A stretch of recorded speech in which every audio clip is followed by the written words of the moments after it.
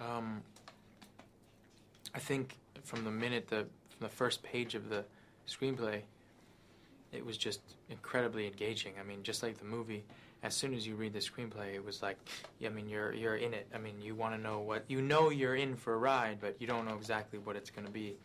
And as you get farther, and as I got further into the screenplay, every question I had ended up being answered, and then it would go a different way that I thought it would. Mm-hmm. So many things were covered, you know. So often you read a screenplay in the genre of this, or in the nature of a movie like this, there are loopholes and things your mind's going to, and you think you figured out the whole thing before it's even begun. And with this, it is like a speeding train. I mean, you never know what's going to happen next, and you think you can guess it, and then you're wrong, you know, and the screenplay was like that too.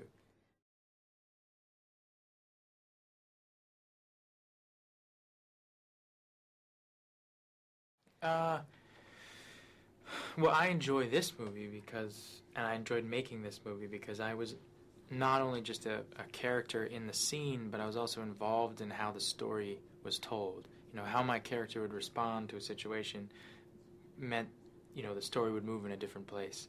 In a weird way, there's a sort of video game-like aspect to the movie in that, you know, I could control how people responded. You know, even on the day, if I improv something,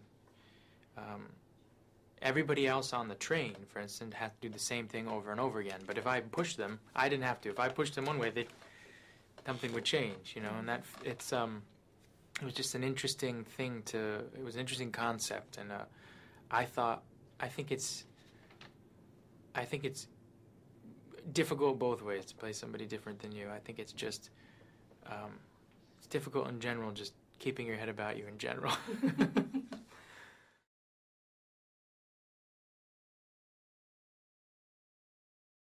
Without a doubt. I mean, at least in the way that I do it, I think that there's some people who do it in all different ways. But yeah, for me, I think to be able to watch human behavior and to be able to study people and how they behave and why and the psychology of why they do things is fascinating to me. It's what I enjoy. I enjoy mimicry. I enjoy, you know, just kind of understanding why somebody does what they do. It's fascinating. And in this movie, in that way, you know, this character is constantly looking, trying to find and read other people's behavior and see who's who, and it's almost impossible for him. I mean, you know, he thinks he knows who the bomber is, and then it's not that person, and then, you know, it's every turn is, you know, he's wrong, which is incredibly disorienting.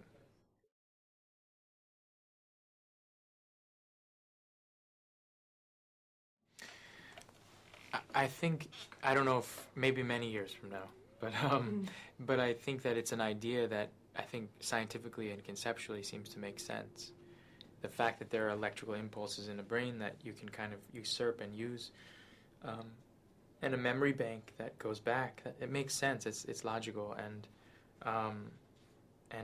gosh, if that was possible, and if that were possible to have something like this, just think about the possibilities of what, you know, people could stop.